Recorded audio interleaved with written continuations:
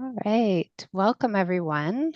Please ensure that you are muted for the introductions and we will get started. Good afternoon. I'm very excited to welcome all of you here today. I am Melissa McGurk McNeil, and I am the new Interim Executive Director at Families Canada. I would like to begin by acknowledging that Families Canada's main office, located in Ottawa, is built on the traditional unceded, unsurrendered territory of the Algonquin and Anishinaabe people. The Algonquin peoples have lived on this land since time immemorial. We are grateful to have the opportunity to be present in this territory.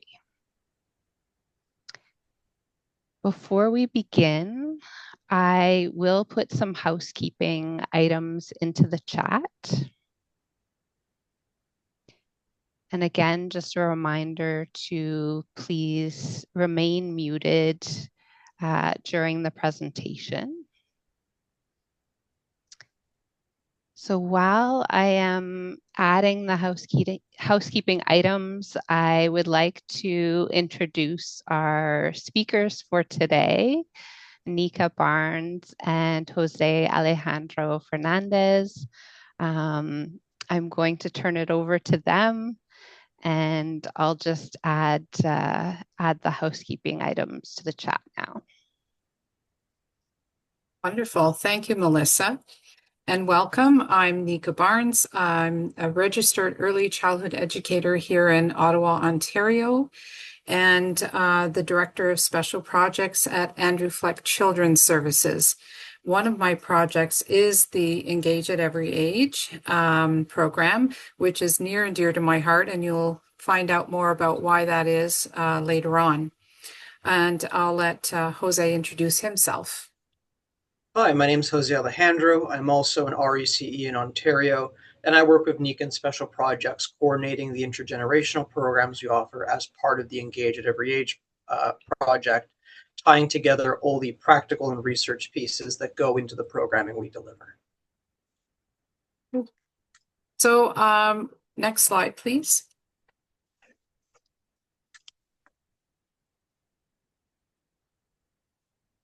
So I want to start off by introducing you to our partners. So Andrew Fleck Children's Services is the lead partner in the Engage at Every Age project. We are known as one of the oldest and most diversified multi-service early learning, childcare, and family support organizations in Ontario.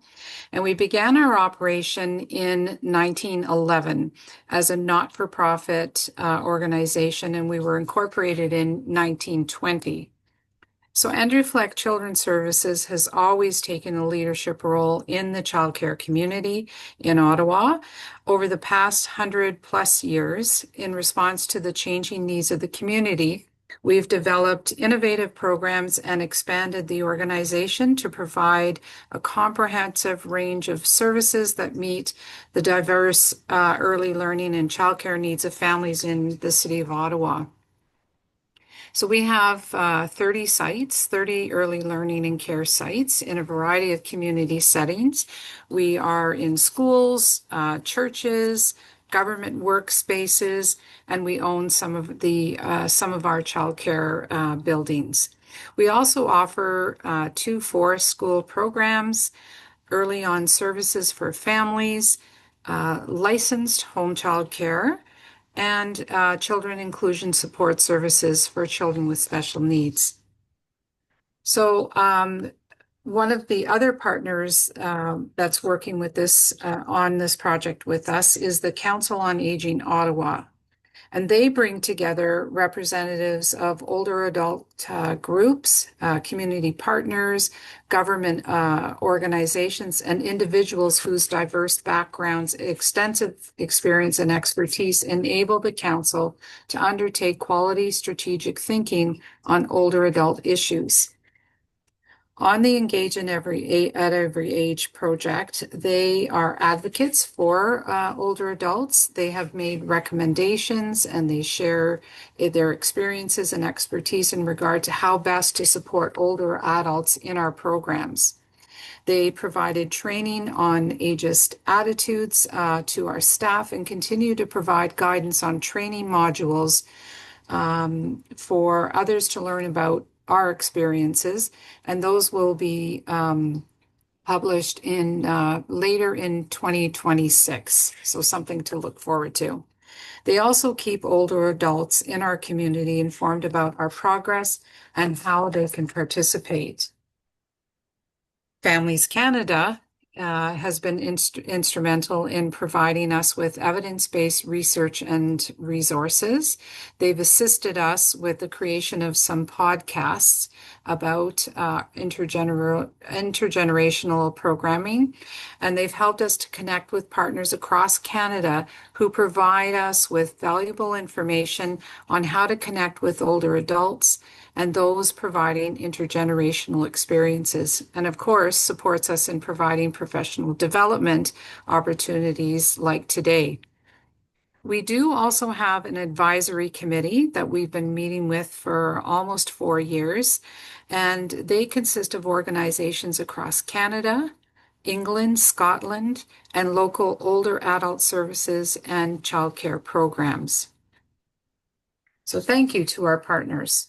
Next slide, please. So what we're going to cover today is we're going to talk about our story and our locations, what we have experienced from our learnings and our experiences, challenges and solutions, and then we'll also have an opportunity to have a question and answer period. Next slide, please. So we'll be starting off with a video, actually.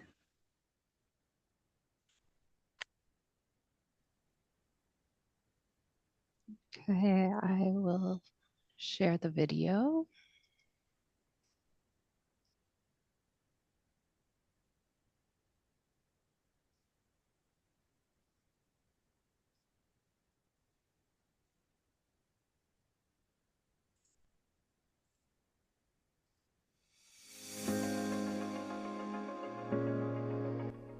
So at Fleck Children's Services, we were inspired to think about an intergenerational program where we had an opportunity to create a new licensed childcare program that was going to be close by to what was going to be a new age in place opportunity for additional seniors care. So we were very fortunate that another community group, Riverside Park Nursery School, had been having conversations with a local developer who, as I said, was trying to build this age in place, really robust campus of care for adults 50 plus all the way up until end of life. And they were interested in donating some land to think about licensed childcare right beside. So that instantly brought up an opportunity to have a conversation about, well, what would it look like if we were to deliver an intergenerational program.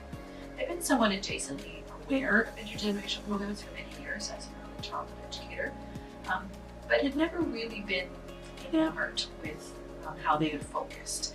I didn't want this to be an opportunity where the children visited the seniors once a month and did parachute games. I really wanted to think about how could we be engaging children and seniors to have robust relationships, to have great connections and contact that really was meaningful and life-changing. So we wanted to create a rich landscape of mutual learning and support. And by creating a space for intergenerational connections, we aimed to provide participants with opportunities for personal development, empathy, and understanding between these age groups. Not only for these age groups, but also for staff and the families of the children and the older adults as well.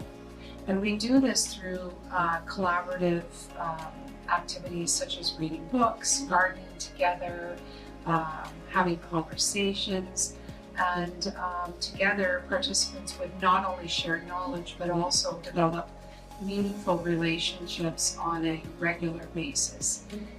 So I think we've always said, with big smiles, how we would measure our success is if the children know the seniors' names and the seniors know the children's names.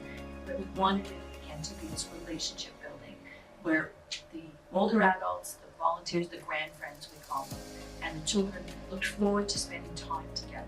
They actually had opportunities to interact, to influence each other's lives, to benefit from each other. So when the children are excited to see somebody arrive for a visit, of course it's going to fill your heart, right? It's going to make you feel great as an older adult, knowing that there's people waiting for you, that they're excited to see you, that you have a commitment, and that you are making a difference. And then the same thing from the seniors' perspective, when they see the children growing and learning and excited to see them, of course they're going to feel that their experience, their opportunity, their volunteer time is really beneficial. It's a team to create a successful intergenerational experience for everyone. It involves the creators, the staff, the children, older adults, and their families. We have spent a great deal of time on listening to our collaborators' experiences to gather ideas and preferences. We have paid attention to the physical space and how we provide orientation to staff and grandparents, and most importantly, how we evaluate the activities and the interests of the children and the grandparents when they spend time together. Students have been an imperative part of that process by planning focus groups, testing evaluation tools, and building relationships within the intergenerational setting.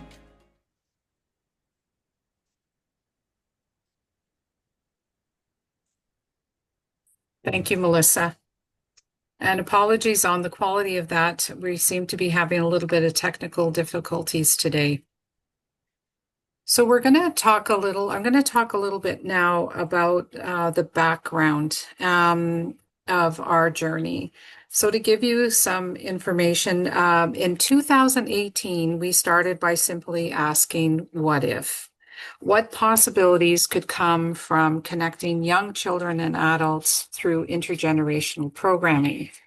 These were exploratory conversations, imagining how such connections might enrich learning, care, and the community. To ground our ideas, we invited a group of students to research existing intergenerational programs that involve children in the early years. Their findings helped us to see what was already working elsewhere and where there were gaps or opportunities. And from there, we began to shape our own vision for what this could look like within our organization.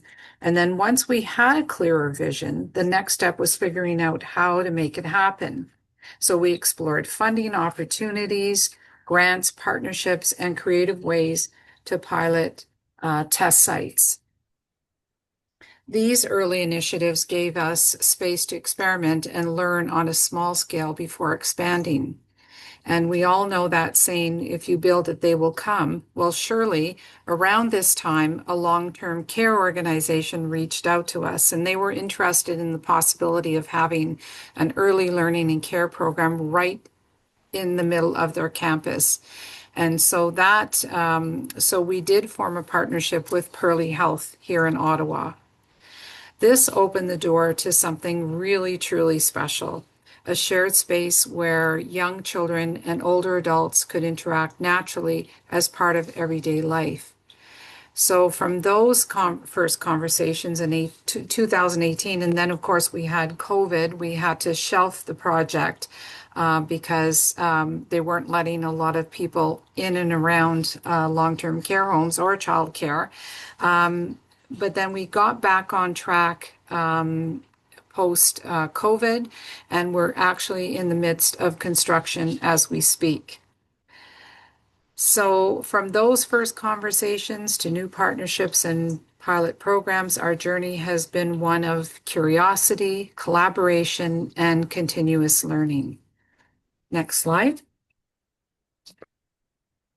So when we reviewed the landscape of intergenerational programs involving children in the early years, and I want to emphasize early years, there are multiple range of intergenerational programs that involve school-age children, but not necessarily in early learning and care sectors. And among the programs that did exist, most didn't quite align with the vision that we were hoping to create. In many programs, the same participants didn't meet regularly each time, so relationships really weren't able to develop or deepen. Visits tended to be infrequent or one-off events rather than consistent, reoccurring experiences.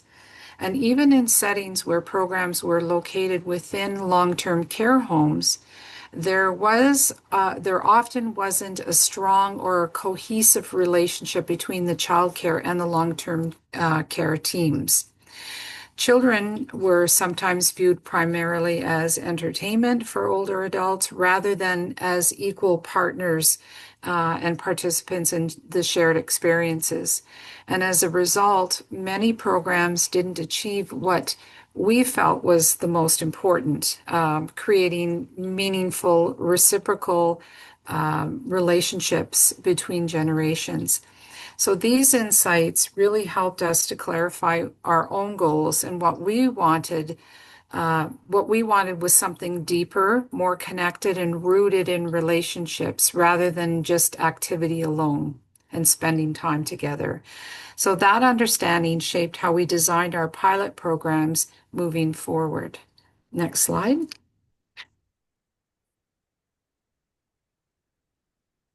At the heart of our vision, we wanted to create relationships that, as we've mentioned several times, and we will keep reminding you throughout this presentation, relationships that go far beyond the moment.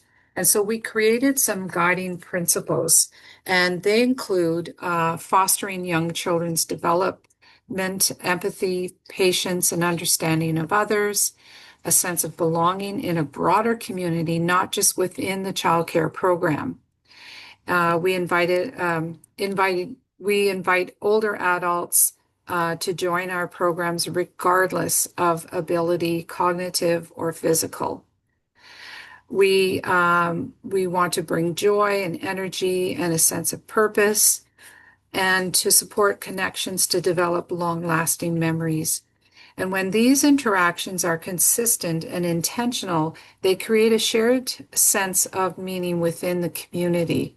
We often speak of the benefits of children and older adults, but families also benefit seeing their children engaged in relationships, sharing and learning from each other outside of their families. As one of our grand friend often says, we created a hub of happiness, which we are definitely going to be designing some t-shirts around that. We know we've been successful when, over time, connections go beyond casual interactions, that children begin to recognize familiar older adults by name and develop trust and affection for one another. Older adults build meaningful bonds with children and staff, and grand friends get up in the morning and look forward to making Play-Doh or going for a walk with children as they attend regularly. This hub, most importantly, this hub isn't just a place to play or visit. It becomes a living community where everyone feels valued and connected. And we have created a model to teach others about how to create intentional spaces that can break down isolation and nurture intergenerational relationships. Next slide, please.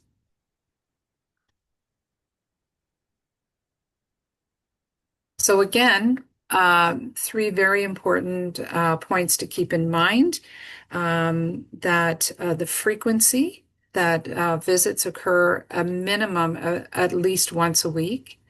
Consistency, that it's the same children and grandfriends and staff that are interacting every time. Again, this was one of the instances where we found that sometimes childcare programs might go and visit a long-term care home, but it's not always the same children and not always the same participants. Shared space, that activities take place in a dedicated environment which is reflective of their interests and their needs and their goals. If people are coming together, children and grandparents are coming together and they're not enjoying the activities, then it's not going to be sustainable. Next slide, please. So we're going to talk for a couple of minutes about the benefits for children. And we know that frequent positive social interactions, especially with caring, responsive adults, helps to build healthier brain architecture. Each shared story, smile, or conversation strengthens the neural connections that support learning and emotional regulation. Children tend to engage in richer, more cooperative play when older adults are a part of the environment, and they learn to take turns, to share and problem solve, modeling the patience and calm they often see in their older partners. These experiences naturally nurture emotional intelligence, and children observe different ways of moving, communicating, and expressing emotion, and they learn to adapt with kindness and understanding.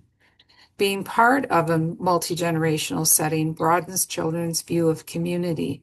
They begin to see difference in age, ability, or background as something normal and valued.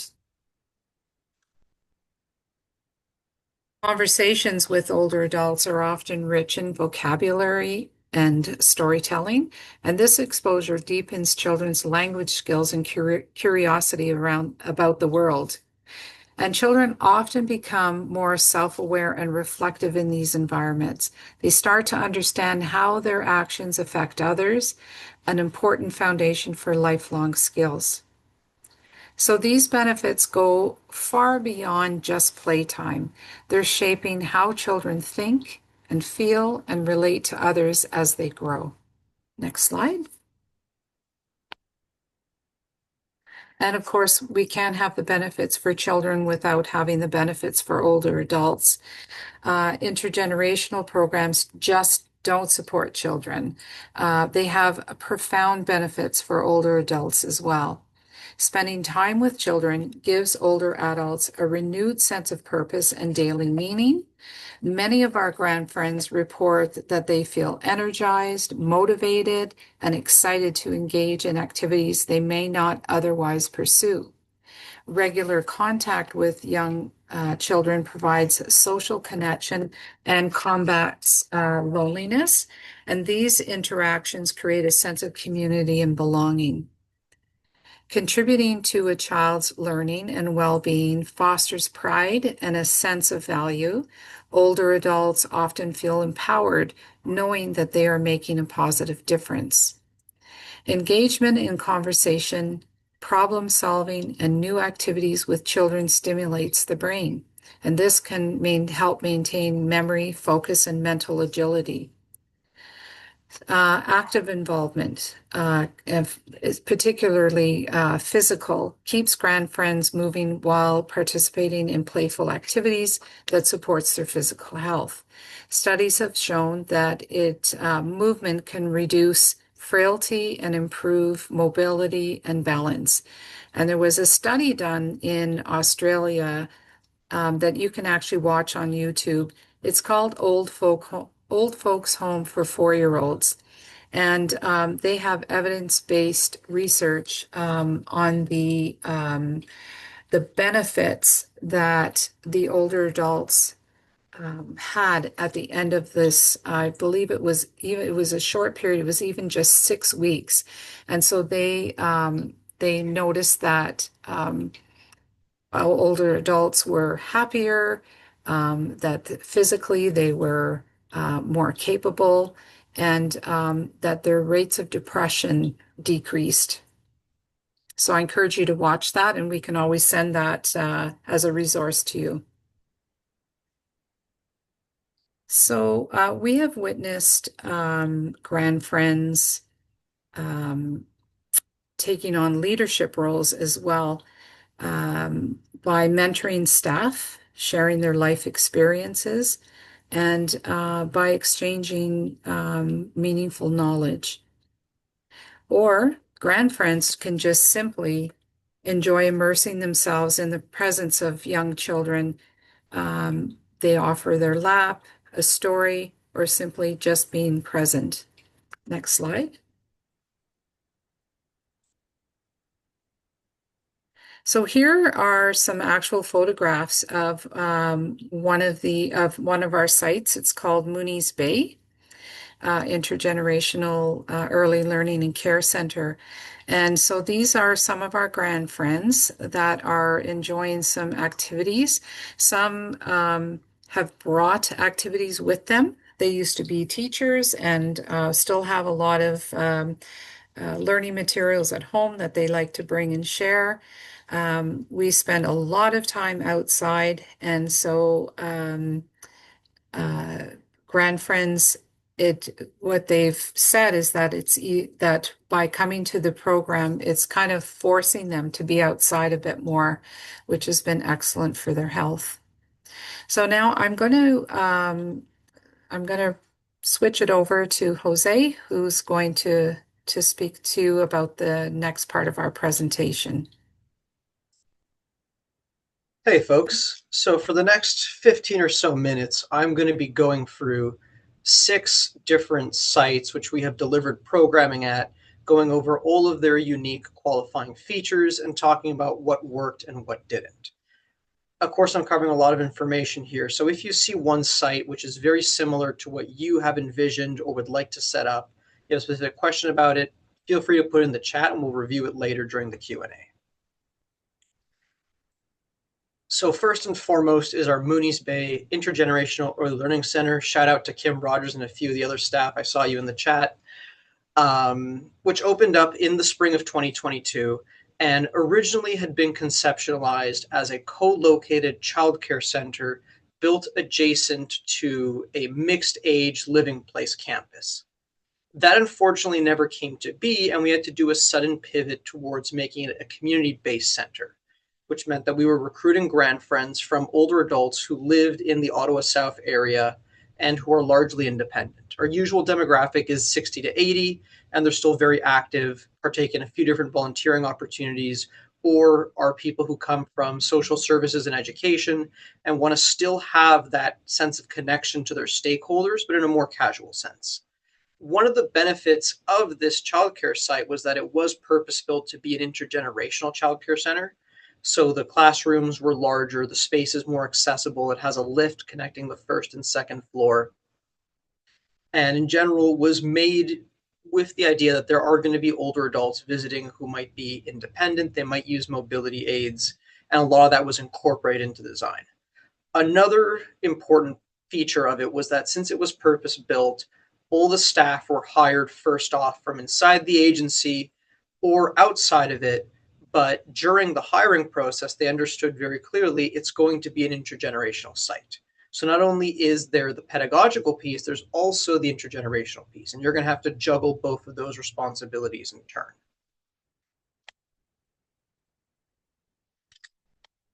Our next site, which is going to be opening in the spring of 2026, is the Pearly Health Intergenerational Childcare Center. So very similar to Mooney's Bay, this is a purpose-built childcare center, but it's integrated right into the heart of a long-term care home. We're located on the main annex, going in and out of the home, and not just will we be spending time with the older adults, residents, and tenants in the childcare center, but also shared spaces across the campus, courtyards, activity rooms, having lunch with them in the cafeteria. And importantly to this site was the fact that from the very beginning of the planning process, it wasn't just a childcare center on a long-term care home providing spaces for staff. It was an intergenerational program. They have consistently striven alongside us to make the childcare center be fully integrated, to make the children and families feel welcome on campus and feel like they belong to the broader Pearly Health community. And on top of that, we have realized that, again, for things like outdoor play and nature-based play and risky play, that's all going to be happening in a long-term care space. So when we talk about planning our environments, when we talk about planning our activities, we both need to be on a level with regards to the communication about expectations and safety and regulations. Our third intergenerational site was located at our Capital Center. This was another community-based site located at the heart of Old Ottawa South. And the daycare center itself is housed inside of Historic Church. The site's been in operation now for 53 years. And a lot of the staff there have been working for 15 or 20 years. They're very tightly knit, and it's a very good center.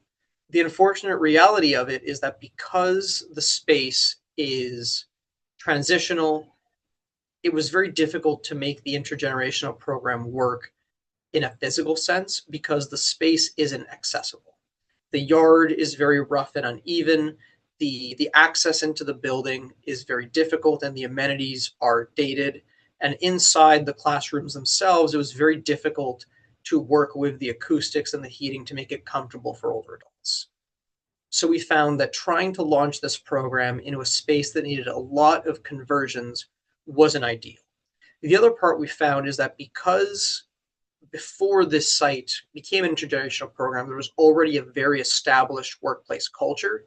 It was difficult to find a way to balance that intergenerational component on top of the staff's prior understanding of their roles and responsibilities. Going now towards some of our programs which aren't delivered in dedicated childcare spaces, but community spaces, we have the Pearly Health Early On Play Group. Shout out to Jay Lou, one of our early on coordinators. And so for those who are outside the province of Ontario, early on resource centers are community spaces which offer programming for children in age 0 to 6 and their families, which range from outdoor play in the forest, reading sessions, play groups which focus on a more specific age group, or just broader community-based open invitation environments so families and children can connect and begin to have some socialization. And so when we first started working on the site at Pearly Health, we wanted to do a bit of a trial run for what it would be like to have children in the early years interacting with older adults who may be experiencing mild to severe cognitive decline and will use mobility aids. And so we started doing the Pearly Health Playgroup to kind of have a little bit of exposure between both demographics and see what some of the challenges were going to be, as well as what some of the great things that were going to come out of it were. And this has endured now for years in a big part because of the responsive relationship between Pearly Health and the Early On. Early On, due to its nature, catering from children 0 to 6, requires a lot of materials, both furniture and toys and other stimuli, which is very difficult to lug back and forth. And so they were very direct with us about giving us a space where we could set up, take down, and store our material during the week, as this does run only once a week. And they've also done a lot of work to coordinate with families. A lot of the families that bring their children to this play group tend to be people who work at the Pearly or the children of people who work at the Pearly.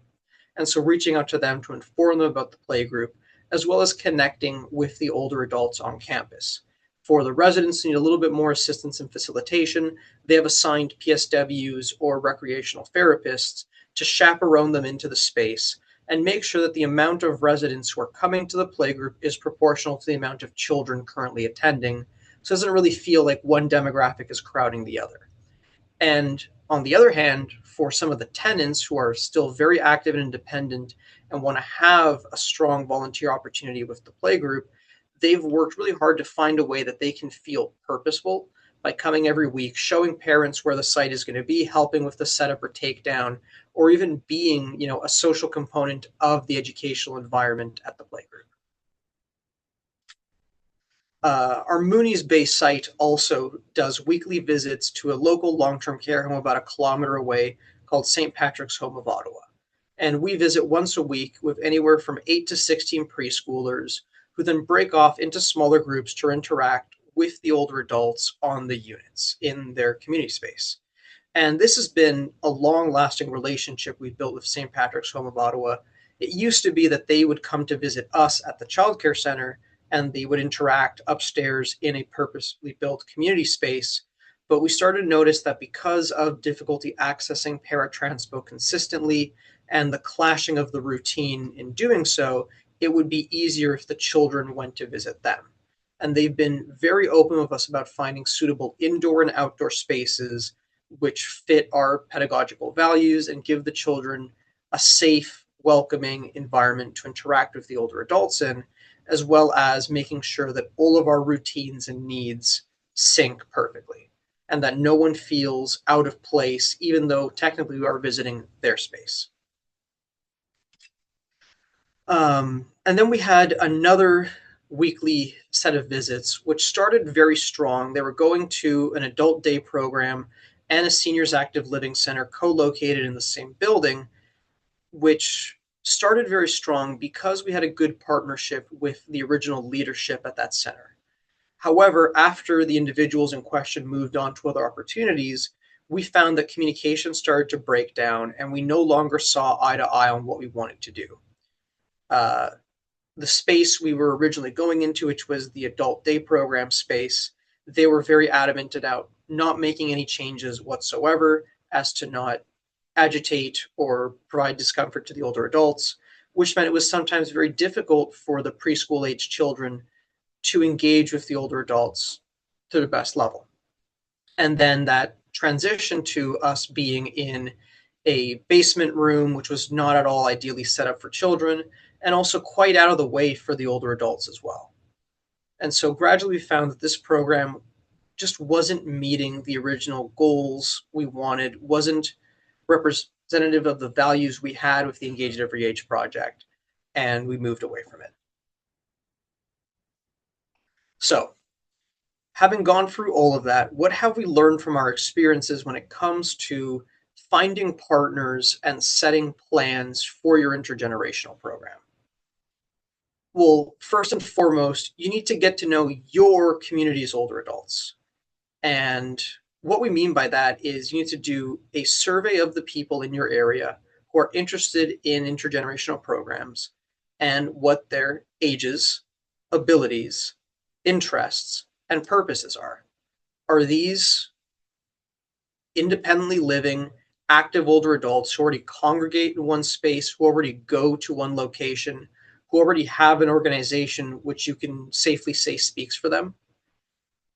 Do they need some level of facilitation and support because they don't have a lot of prior experience of children, or because, again, their physical abilities require them to be engaging in a space that is very modifiable? Are they coming to the intergenerational program because they want a hard set, dedicated volunteer opportunity with clear guidelines, clear expectations, and something that they can clearly say, you know what, I came in, spent 2 hours there, and I got this done? Or is it more of leisure for them? Do they generally just enjoy playing with the children, spending time soaking in that joy? And then long term, what are they looking to get out of this? Or is it a mixed bag across the board and you're going to have to do a bit of conversation to get there? Also important, you have to be aware of your own ageist attitudes and assumptions, especially regarding the capacities and abilities of these older adults. They're going to come from a very wide spectrum of backgrounds, both professionally and personally. They're going to have a lot of different abilities, and they might surprise you of what they can bring to the table. So before anything else, when you're talking to your older adult partner, it's important to do a bit of reciprocal learning, and we'll get into a bit of that later. And then once you have a better understanding of what the older adult population is like in the immediate area of your center or program, it's important that your vision then adjust to fit the reality of what's on the ground. How are you going to bring them into the environment, or where are you going to meet them? How are you going to recruit them? Because of certain factors, are you going to require some facilitation from a recreational program, from the families of the older adults? Maybe some of you might be fortunate enough to share a building where you already have older adults congregating. Well, who's going to go where? Are you going to go to their space, or are they coming to your space? And so when it comes to finding the right partner, a few things to keep in mind as you're doing that assessment process. First and foremost, you want to find someone who's done their due diligence and has done some prior research and actually has an understanding of intergenerational programming which is similar to yours. Saying it very frankly, intergenerational is becoming the new bandwagon term, and there's a lot of people who want to capture that element for their program but don't understand the reciprocal nature of it. They unfortunately see the children as, almost like a therapy dog. They come into the environment, they bring joy, they're interesting, they're quirky, and then they promptly leave. is this someone who actually understands what bringing children into the environment is going to require? Do they understand what you mean when you say children in the early years? Their needs, their interests, their developmental horizons, and how you're supporting that? And also, do they respect that you have a certain obligation to your stakeholders, which is part of your intergenerational vision?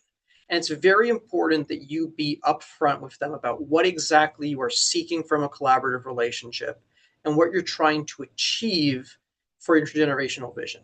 What are you going to bring to the table in order to make it that you have regular programming once a week with the same older adults and children? And what do they need to do to make that a possibility? They have to demonstrate some flexibility in understanding, again, because of the children in question, this piece of furniture, that piece of furniture might not be ideal.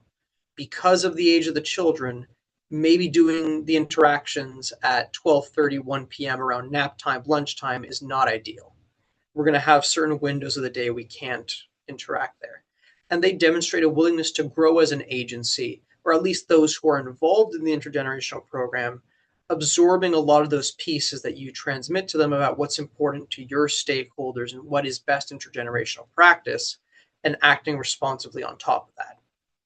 And specifically, you got to make sure that the organization has the capacity to commit to this to the long term, because this is not something you can simply set up over a month. It takes a lot of time to brainstorm and plan, to educate the staff involved, to nurture that cohesive relationship between both groups, to start implementing the program, and then do observations to make sure it is working as intended, to be responsive to challenges, and work towards solutions. And part of that is going to mean that the people that they dedicate to supporting the intergenerational program are consistent. Your staff are working with the same group of staff from that organization consistently. And then you're going to build a team to build a vision. What we mean by that is that, as I said before, the vision has to be responsive to the team involved. And the best way to do that is to solidify your agreement with a memorandum of understanding, where you're going to outline what is expected from each partner involved in terms of timelines, resources, the commitment over the development period, how much staff and resources are they allocating to it. You want to establish very clear and concise goals that have manageable and achievable timelines. So, if we're saying that we're going to be doing this for 1 year, we are doing the visits once a week.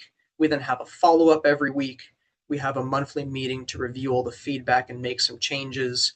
If we are, doing a retrofit, or if we're changing one of our community spaces to make it amenable to both groups, when and how is that going to happen?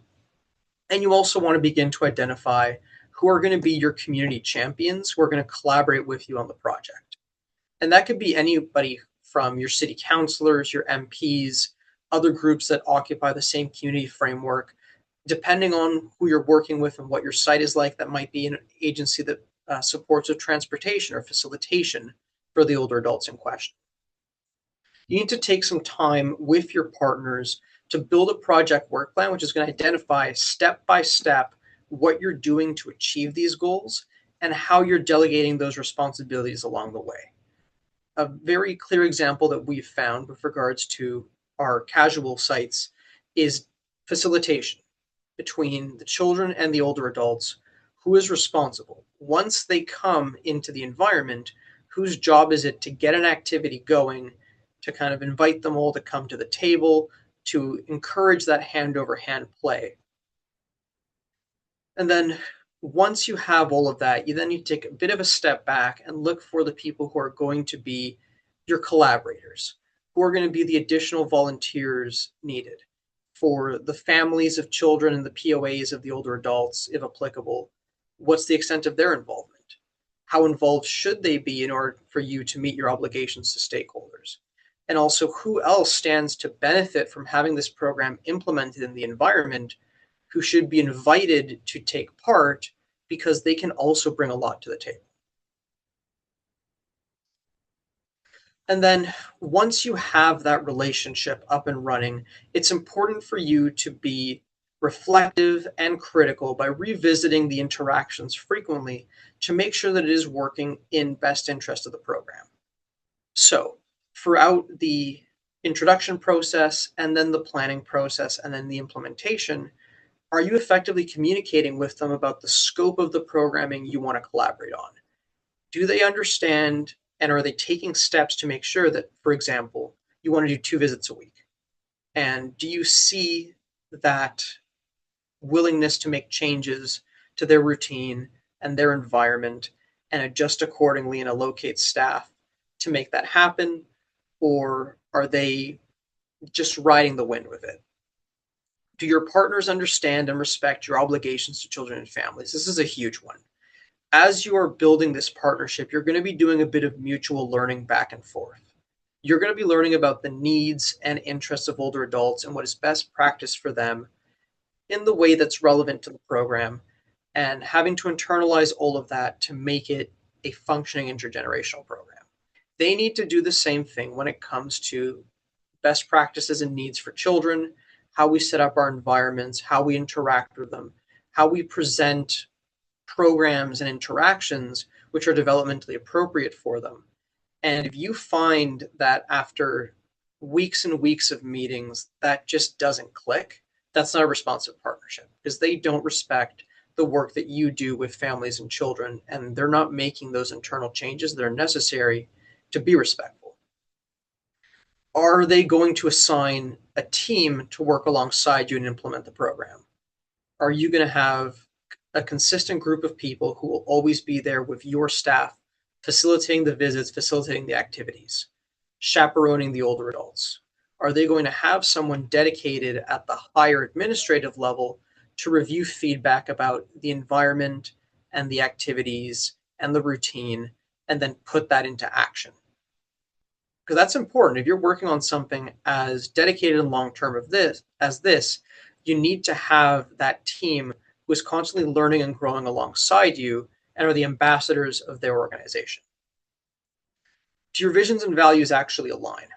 Or again, is their vision of intergenerational far more casual, and they're not willing to make those long-term commitments to meet you on level? As well as when they talk about creating a program that is responsive and welcoming and creates those relationships, do they mean that? Is their idea of a relationship that it's the same people consistently, or are they actually working alongside you to find activities that favor the interests and personalities of both the children and the older adults? Are they, as an agency, committed to growing alongside you and broadening the horizons of what their intergenerational vision means, to include some of that in the whole culture of the organization? Or is it really just a little sideshow to the main work that they do? Is the level of passion that you have for the program the same as theirs? Or are you the one carrying most of the burden and doing most of the work while they do the bare minimum? And do they also understand long-term what you want to achieve for your stakeholders? That by the conclusion of this project, there's going to be something that lives on and has affected their lives, or are they really just focused on the short-term benefits? Communicating regularly and honestly about expectations and timelines is huge, because a lot of these programs, especially when you're focused on relationships between the children and the older adults, don't build up if there's no momentum to it. If they're not interacting regularly, if they fall behind, then all the work that you've put into establishing that connection also begins to suffer. And so you need to make sure that your partner clearly understands what their role is and are taking steps to meet those deadlines. And especially when you're talking about changes to the environment, when are we going to review the space? When are we going to identify what needs to be changed, what our priority is, what is something that we will change when we have the funding for it, and what is something that we could change even next week by just putting the staff time into fixing it ourselves? How is that going to be done? Or are they constantly just saying, oh, we'll change that, we'll change that, we'll change that, if we had the time, if we had the money, but there's no effort being put in to investigate? And then a big one is responsiveness to feedback regarding the program implementation. If you notice that part of it is not appropriate or is a bit of a challenge for you and the children, do they understand that? Are they willing to work with you to find a solution? Or are they very hard set in the way that their space and their routine or their goal is defined and they're not willing to meet you in the middle? And this could also even be something as small as, in our experience, staff training, for example, making sure that the facilitators on the older adult side understand some of the developmental needs of the children involved and that the way that they're communicating is appropriate. Or as an agency, do they not take ownership for that and insist that, well, we train our staff this way, that's the way it's going to stay? So I think now we'll transition into a bit of the Q&A.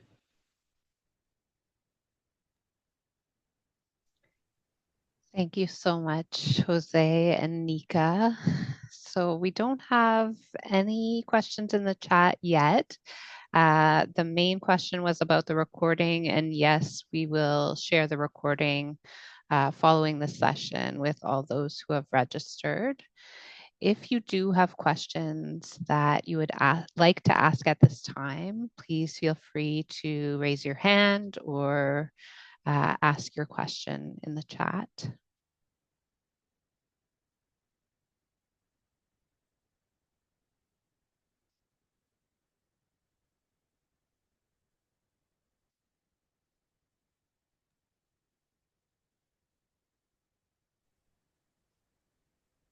I'm wondering while we're waiting if there might be some staff from our Moonies Bay program that might like to just talk about their experience with grandfriends. Not to put anyone on the spot, so please don't feel like you need to. But that might also generate some thoughts.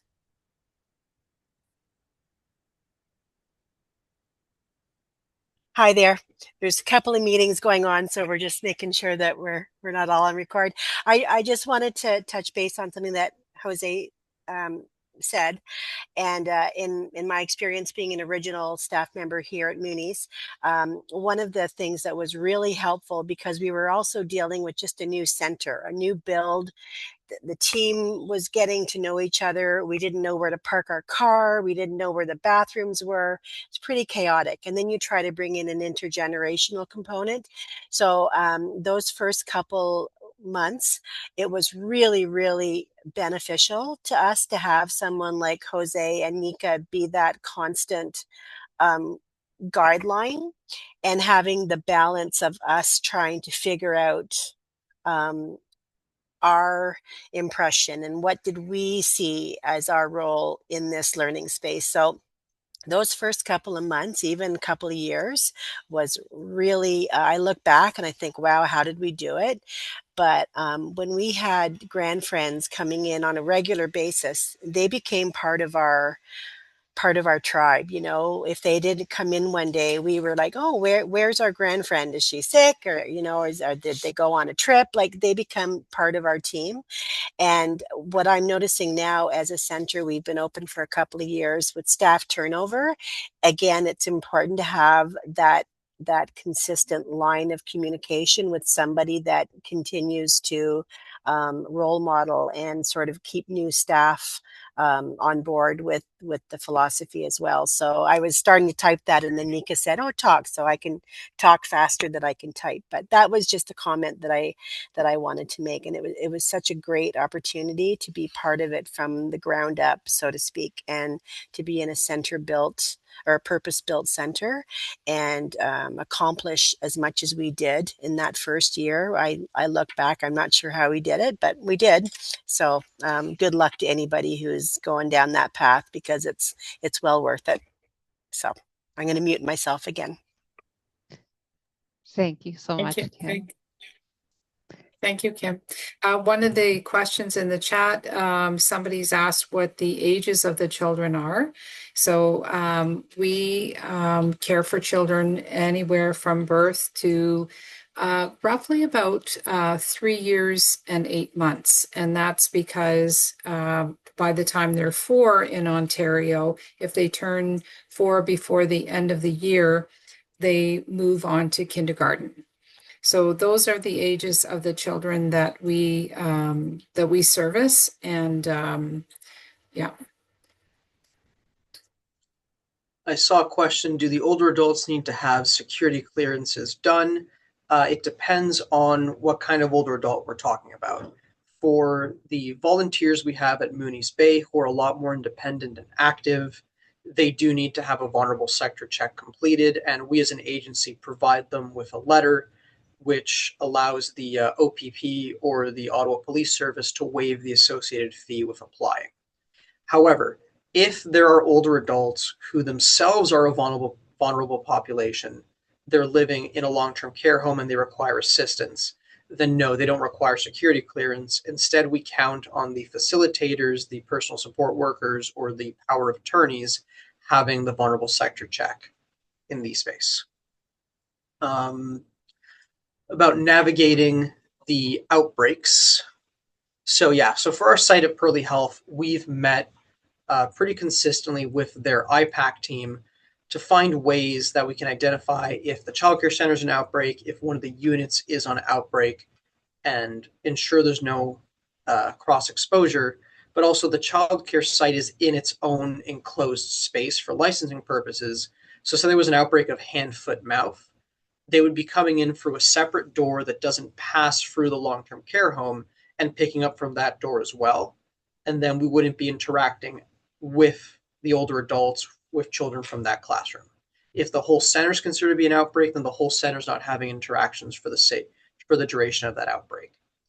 For our other sites like Mooney's Bay and Capital, what we do instead is that we comply with our local health unit guidelines regarding what is an outbreak. And as soon as we have an outbreak or even a case reported of COVID, hand, foot, mouth, strep, we immediately notify all of our grandfriends so they know that likely in their best interest to take a week off and come back as soon as it's cleared. Mm-hmm. I was just going to add also that that it's the same thing if in the long-term care home, if there's an outbreak in one of the units, we would not be visiting those units at all. And oftentimes you might hear people talk about mixing grandfriends with children, and that children are just germ sponges, and what we challenge that though, because our IPAC practices, our reporting procedures are the same as long-term care home. And quite frankly, we've done a lot of research on comparing Ottawa public health guidelines, and we can't find very much difference. So, as Kim could attest to, being in one of our programs, when children come in in the morning, educators are doing kind of an automatic scan. How does this child look? Do they look like they're maybe had a rough night? Do they appear to be pale? And so we do that type of screening before children even come into the program.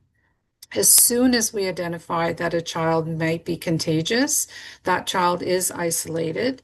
And then we further look into the possibilities of what could be happening. And it's the exact same in long-term care. They do the exact same procedures. As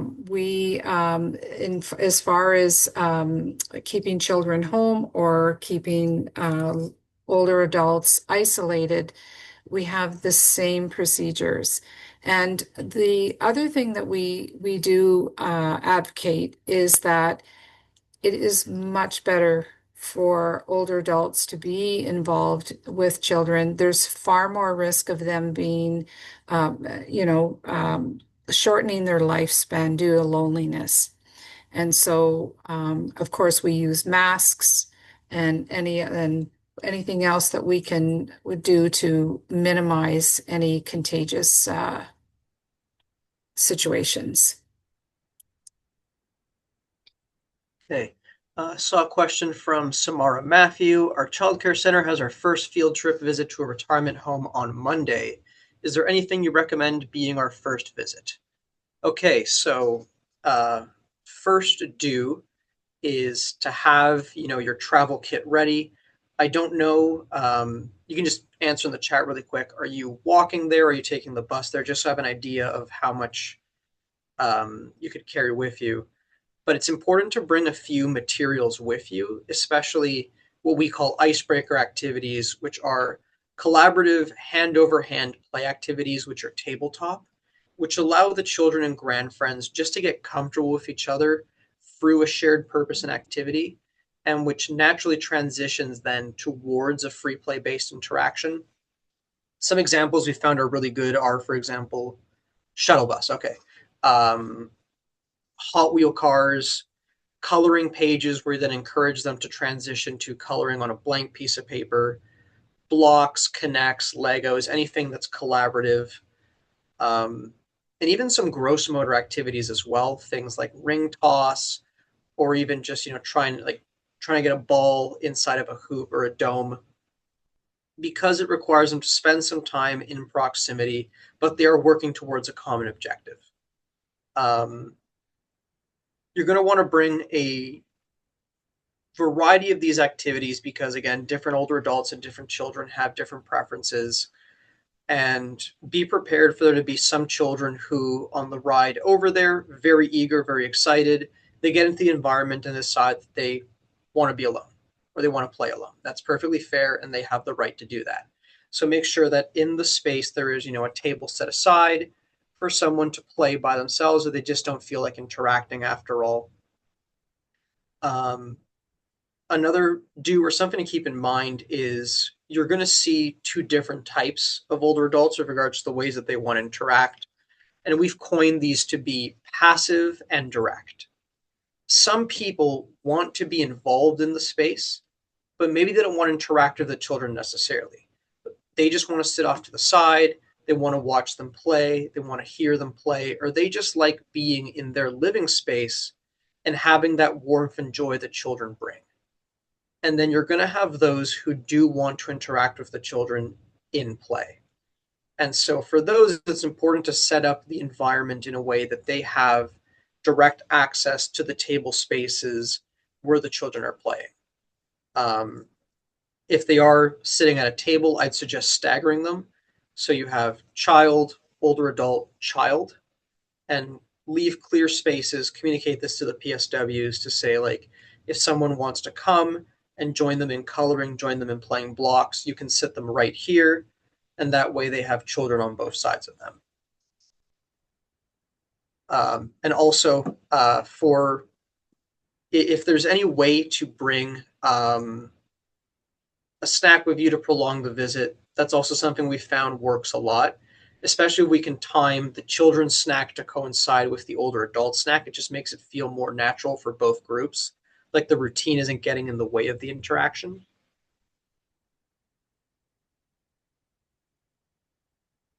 Okay. Question from Cassandra. We go to a local retirement center once every 2 weeks.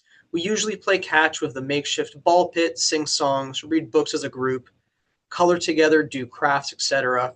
Are there any other activities we can do with this group? Our numbers for the children is usually 8 to 10, and the older adult numbers usually range from 10 to 15. We aren't able to use a parachute. Honestly, you are doing a great job so far. Like, that sounds phenomenal. I don't know the specific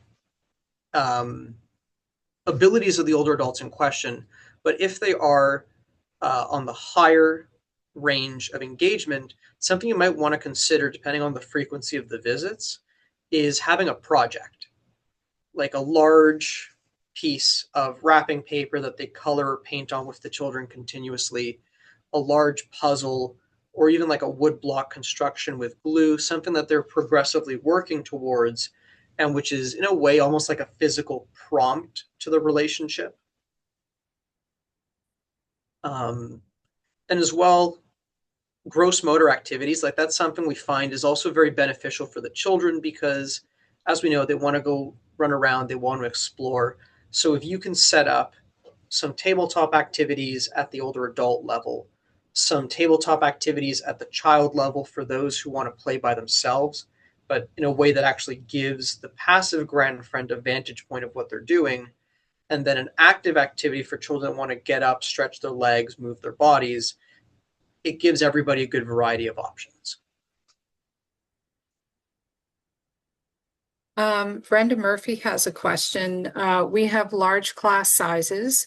What would this look like with a preschool class of 24 children? I think that Jose would agree that you probably wouldn't take a whole class at one time of 24 children. I think that that would be too much to manage. But of course, depending on which province you live in, like here in Ontario, it's one educator to 8 children in the preschool rooms. So it could be one group of preschool children that would participate, possibly 2, but most likely more than one. Most likely just one.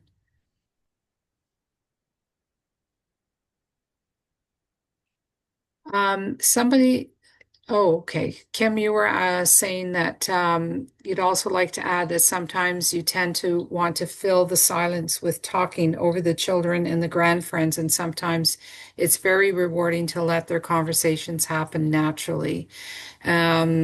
That's very true. Is when a grandfriend starts, or when a child is new to a program, the children are first meeting the grandfriends, it is really important to be very supportive of those connections, those initial connections.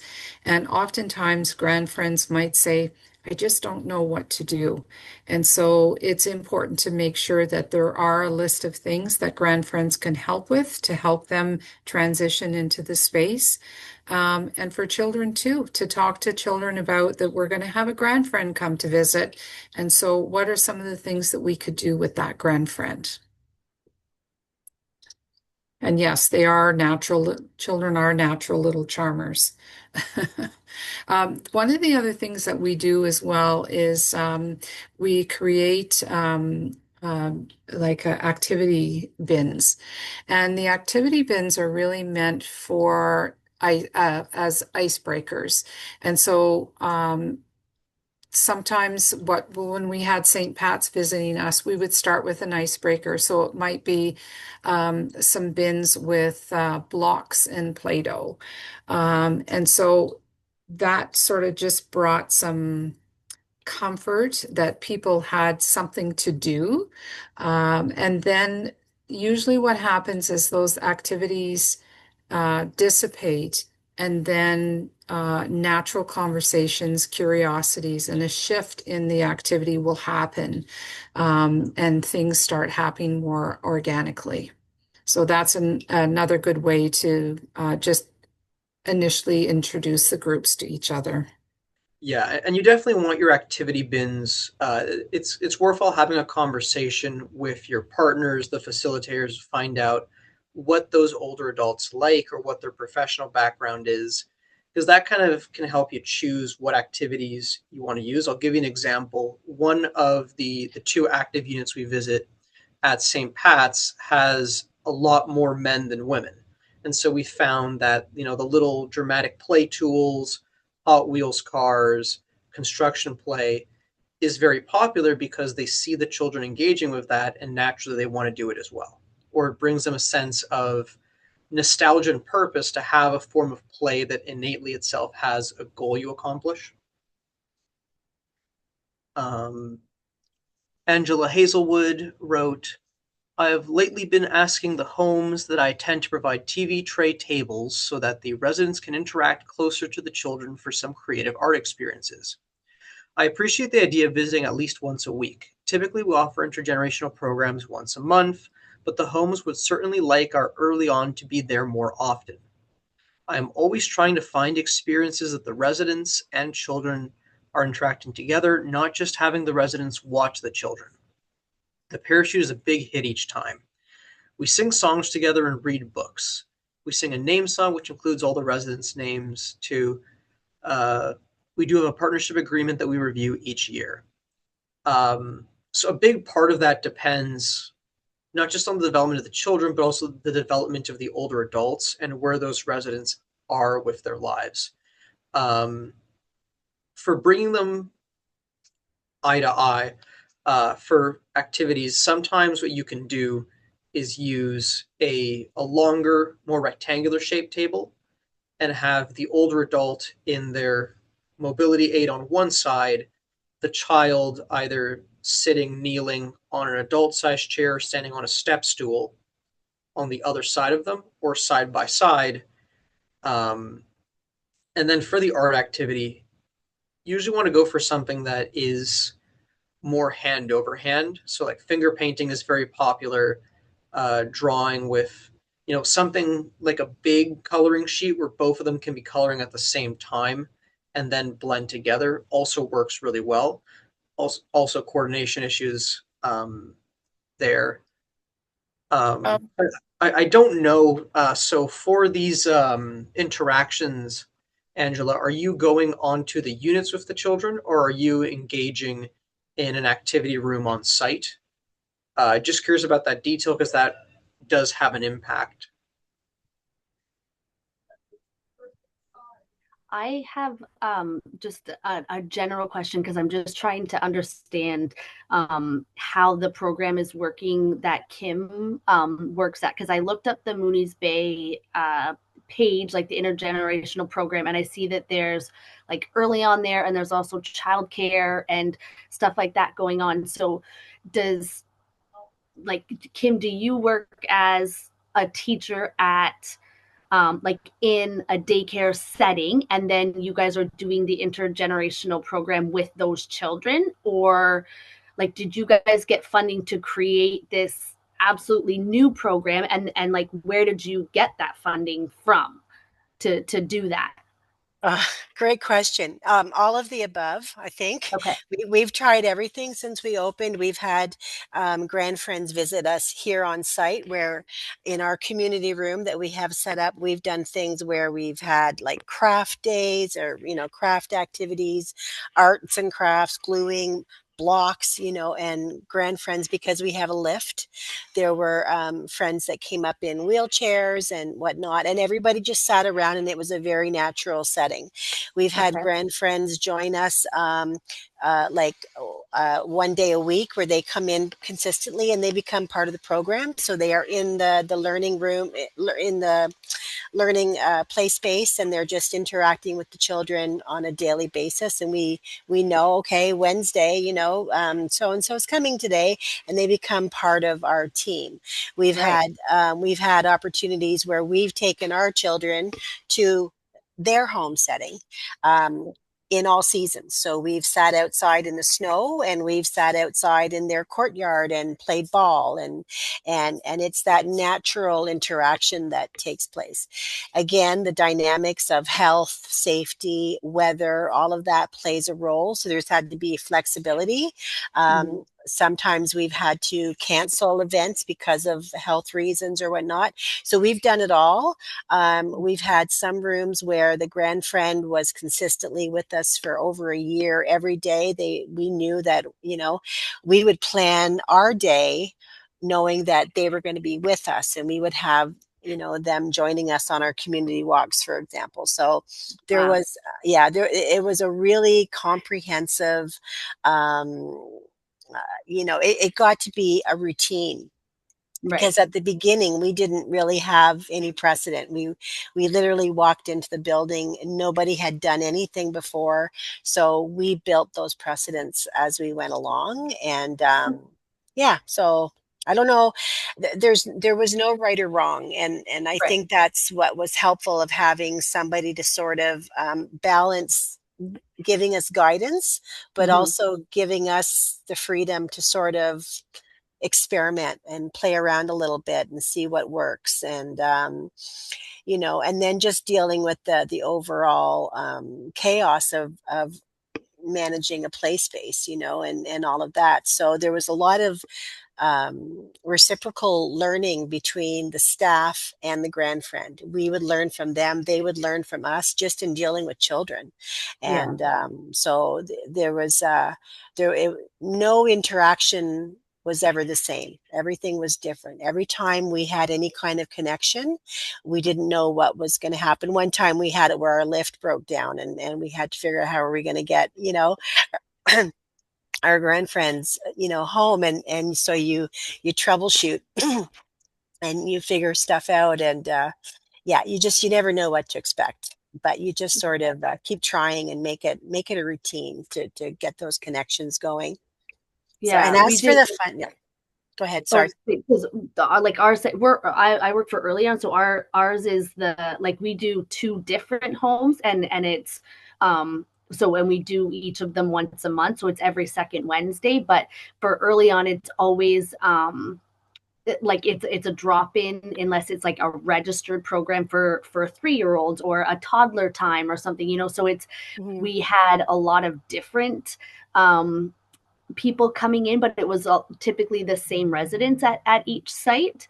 But the abilities, like the difference of abilities at each site was quite eye opening. So we Yeah. changed things after our first visits. Like, okay, so these are more things we can do at this site, and this is at the other.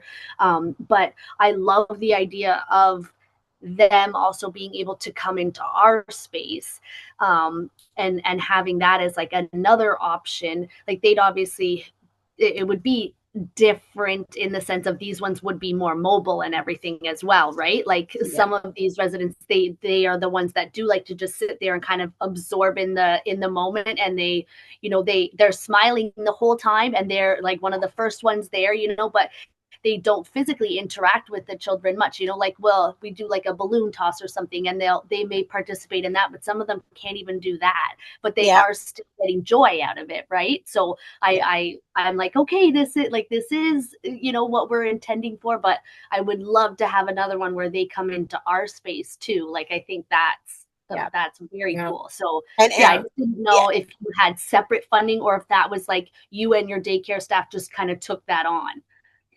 Yeah, the funding was sort of outside of my scope, in terms of we were just more on the floor. So Nika would probably have more info, but I just wanted to touch base really quick about residents that may not seem like they are interacting, because when I sort of mentioned how the children are little charmers, Yeah. so very often we would have a situation where there was a whole group of grandfriends on the periphery, and having, mobility aids, wheelchairs, lack Yeah. of verbal skills. Yeah. However, I cannot tell you how many times I saw those eyes twinkle. Yeah. So there might not be a lot of words, and there might not be a lot of like that reciprocal conversation, but you let a 3-year-old go and show them their stuffed turtle. And if Yes. you Yes. stay quiet and you just watch, there Yeah. that interaction is there. And that's what was so rewarding about it. Yeah. And so yeah. So anyway, to get back to the funding, yeah, I'm sure that Nika and Jose would have more info on that. I can't speak to that as much, but good Yeah. luck. So, Yeah. yeah. Thank you. And so I was just going to mention that I know that there tends to, a lot of times people focus a lot on the activities. And yes, you need to do that in the beginning so that people become familiarized with each other. But if it's the same people interacting, oftentimes you'll see that there are naturally occurring interests that happen. And so then instead of you always coming up with activities, it might be that Bill, the guy that used to be the firefighter, and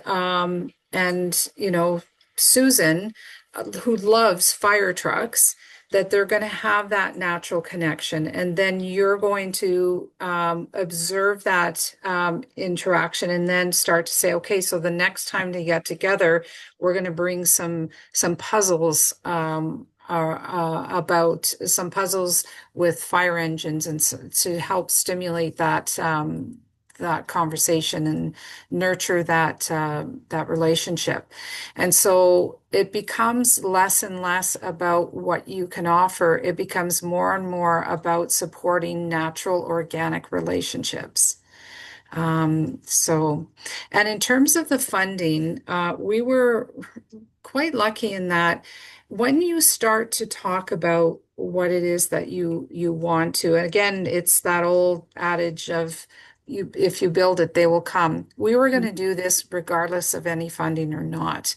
And it just so happened that a private trust did find out that we were starting this project, and so we actually did get 4 years of funding, which has made it absolutely easier to do.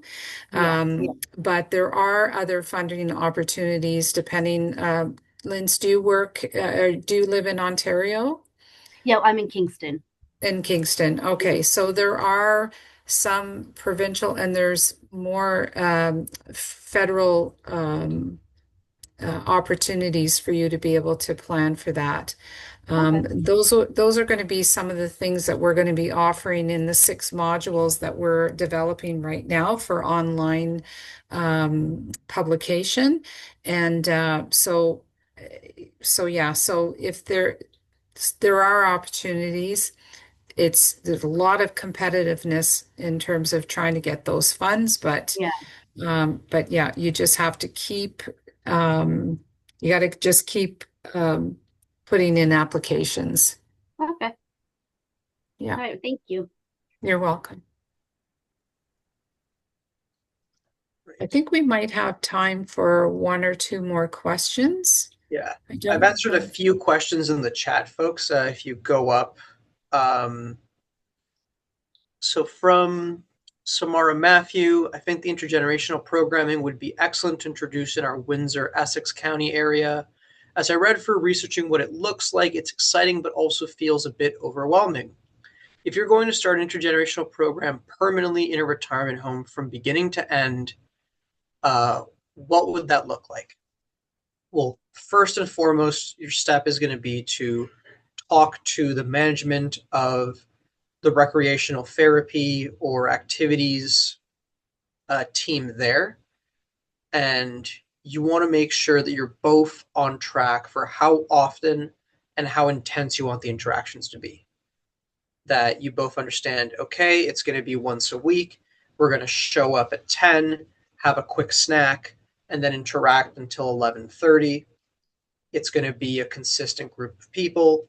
We're going to have this space, which we can set up with some materials which are appropriate to the children. You want to iron all those details out very clearly. Because otherwise, if you're just getting the foot in the door and then trying to build it from there, if you experience even the smallest amount of pushback, it's not going to get you to where you want to go. You want to make sure that from the get-go, there's that understanding that we want to have this level of interaction and nothing less. So Jose and I are willing to offer some one-on-one coaching to individuals who would like to start an early learning and care intergenerational program with partners. So if you have partners in mind and you're not too sure how to take the next steps, we're more than willing to meet with you to talk about your ideas and your project. So I will be following up with a form for anyone who would like to sign up for the Andrew Fleck team to contact them and learn more.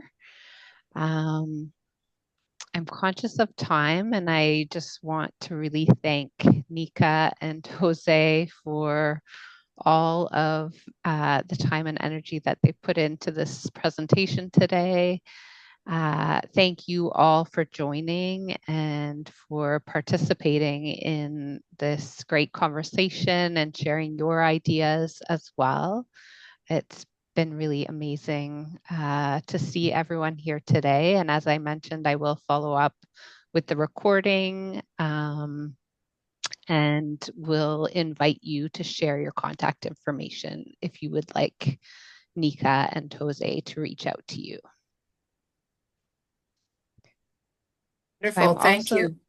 And I just wanted to, sorry, I just wanted to say before we end off, Melissa, I just wanted to say thank you to Families Canada for hosting us today. We really appreciate your support and looking forward to future opportunities. Thank you. Thank you. Thank you, everyone. I hope you have a wonderful day and afternoon.